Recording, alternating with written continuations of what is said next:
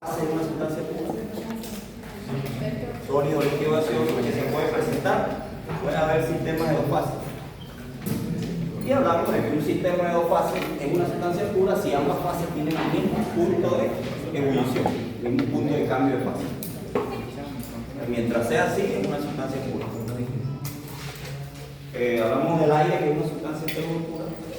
Explicamos algunas causas porque el aire es una sustancia pseudo pura. Hablamos del proceso de cambio de fase de una sustancia pura. Ese proceso de cambio de fase que nos da una curva de calentamiento, ¿verdad? Una curva de presión constante y calentamiento, es válida para todas las sustancias, así se comportan todas las sustancias. Yo puedo incluso arrancar de sólido, un sólido, ¿verdad?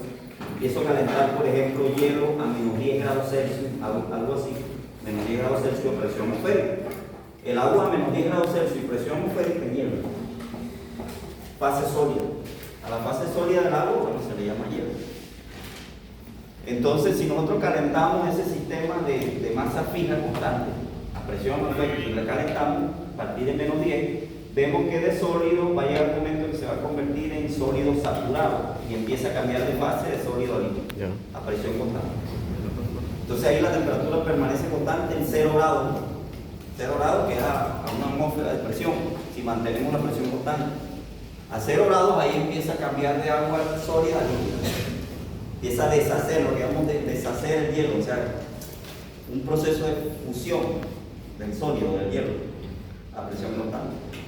Entonces, si seguimos absorbiendo calor, nos vamos a dar cuenta de que va a permanecer en 0 grados. 0 grados Celsius. O sea, hielo con agua líquida. 0 grados Celsius. Esa temperatura no va a cambiar hasta que todo el hielo se transforme en líquido. Después que todo el hielo se transforma en líquido, si sigue absorbiendo calor esa agua aumenta su temperatura.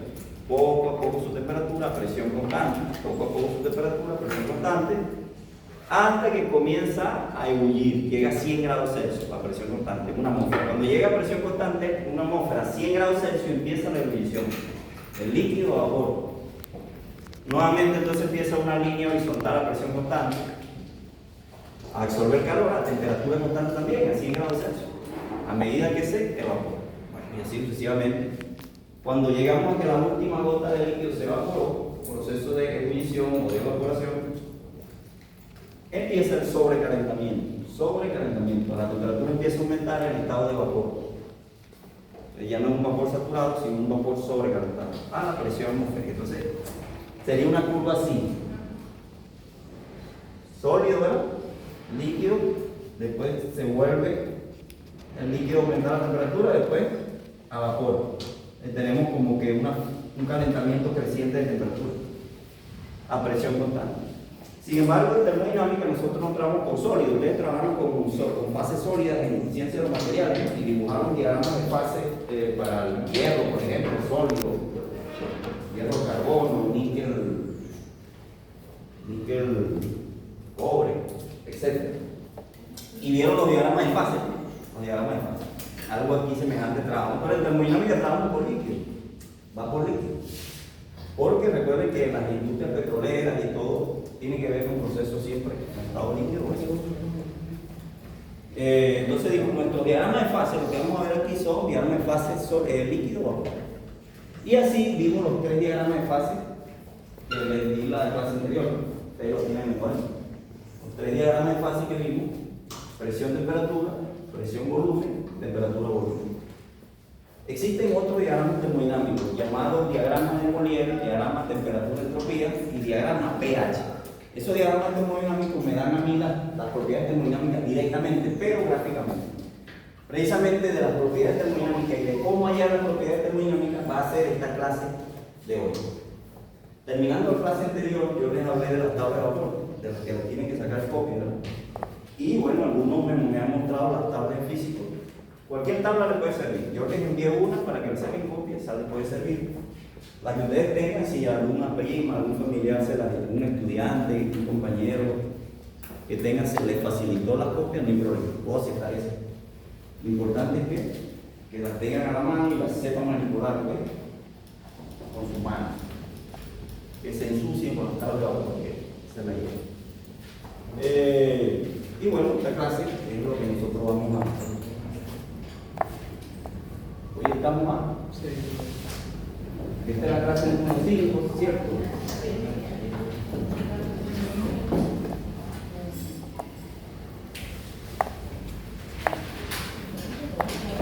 Todavía estamos en propiedad de la sustancia pura. Vamos a ver lo que son propiedades de la sustancia. La sustancia pura. Gracias, mano. Dice propiedades de las sustancias puras. Por si acaso, que es el micrófono, es lo más probable.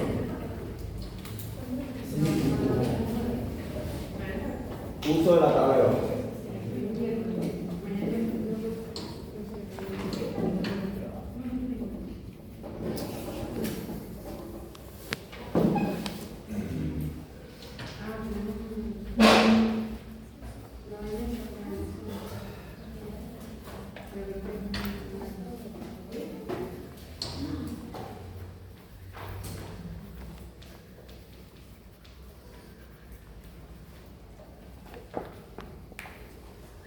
Ok, nosotros vamos a recordar de la clase anterior el diagrama temperatura-volumen que nosotros hicimos, que nosotros concluimos.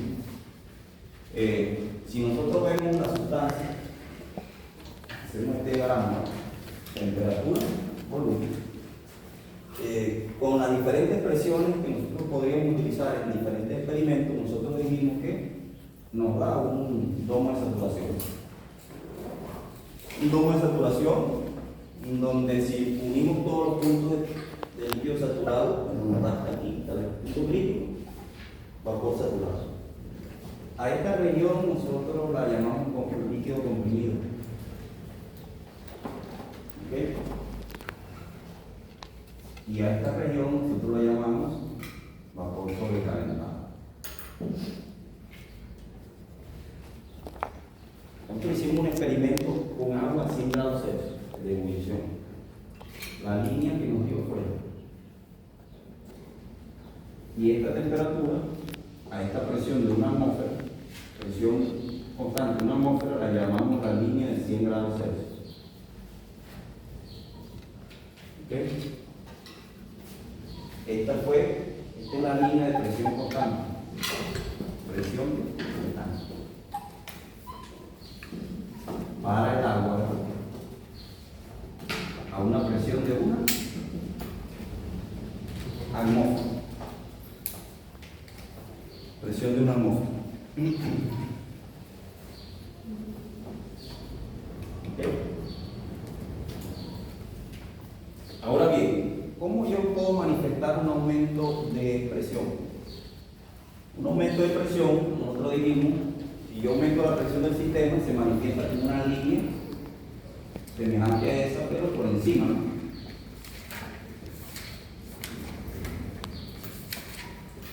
Aumento en presión, en P. Este debe ser el aumento en presión. Aumento en P, ¿ok? Y una disminución de la presión sería hacia abajo, una línea baja. Esa sería una presión más baja que 100 grados de una atmósfera. En este caso, una presión más baja que una atmósfera, no que 100 grados. Fíjense que la temperatura de saturación a una presión más alta es mayor a 100 y a una presión más baja es menor que 100. Ahí se puede ver.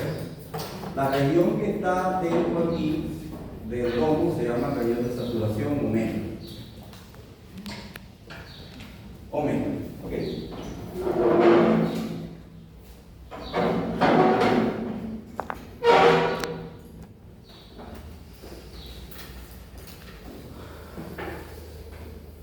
Así pronto podemos manifestar en un diagrama, que lo vamos a utilizar bastante, esos aumentos y disminuciones.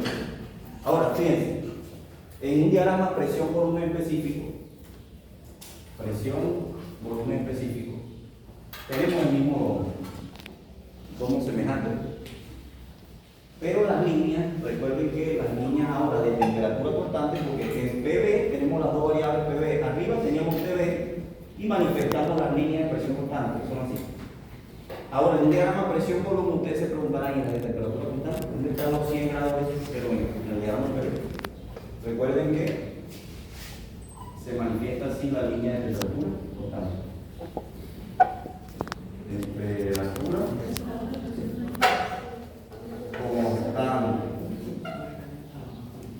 constante, ¿sí o no? Ahora bien, un aumento de temperatura, entonces, ¿cómo se manifestaría en ese diagrama? El diagrama anterior. Una línea semejante, pero así. Sería aumento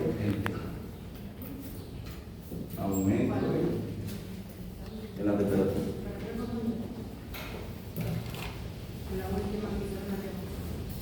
¿Ok?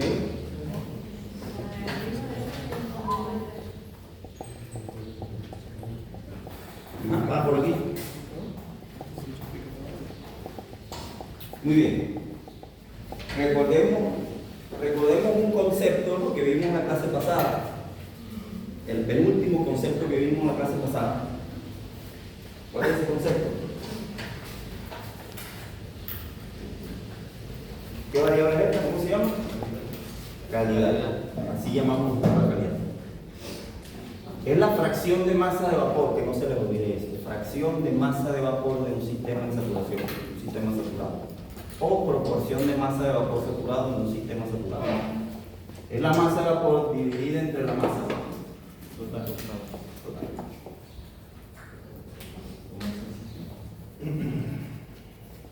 La calidad solamente tiene sentido dentro del domo.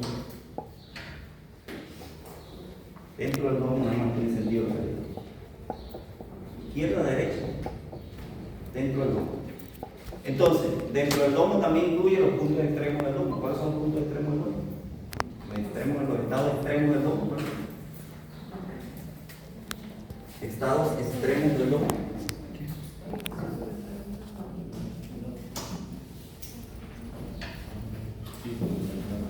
Líquido saturado, ¿no? ¿Cuánto vale la calidad del líquido saturado?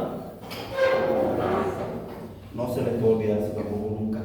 ¿Cuánto vale la calidad del líquido saturado? Por allá, sí. Cero. ¿Y el vapor saturado?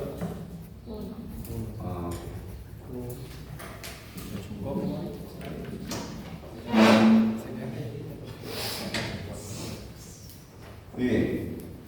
Fíjense, estos diagramas, como el diagrama PV, presión, temperatura, diagrama de Molière incluso, el diagrama TS, que ustedes lo pueden ver en las tablas, diagrama de pH, me dan solo pistas para determinar las propiedades. Pistas. O sea, me dan las líneas, ¿verdad? Si yo tengo dos propiedades, bueno, busco la línea de una propiedad y busco la línea de la otra que tengo, y donde chocan, ese es el estado. Puede chocar un líquido comprimido, saturado o sobrecalentado.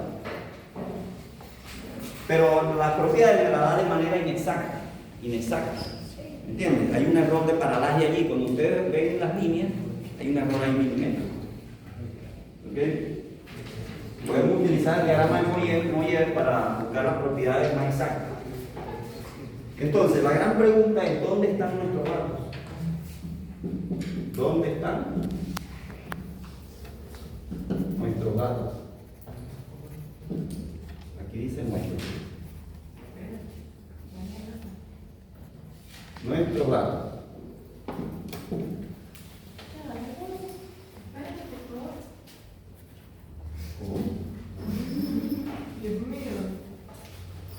Ok, ¿dónde están nuestros datos? Fíjense que cualquiera dos propiedades que tengamos, podemos conocer todas las demás.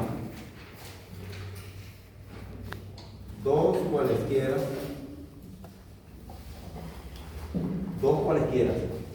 Propiedades intensivas. Propiedades intensivas, ¿no? Intensivas, independientes.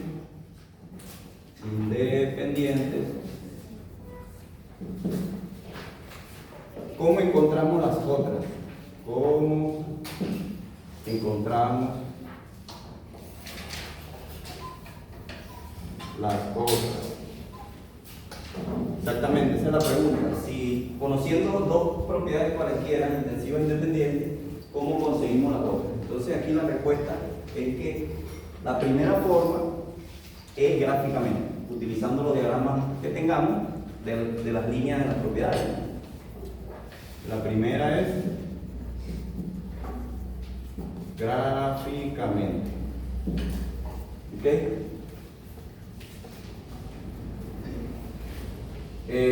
La segunda manera es a través de la tabla de vapor, la que nosotros vamos a hablar. Tabla de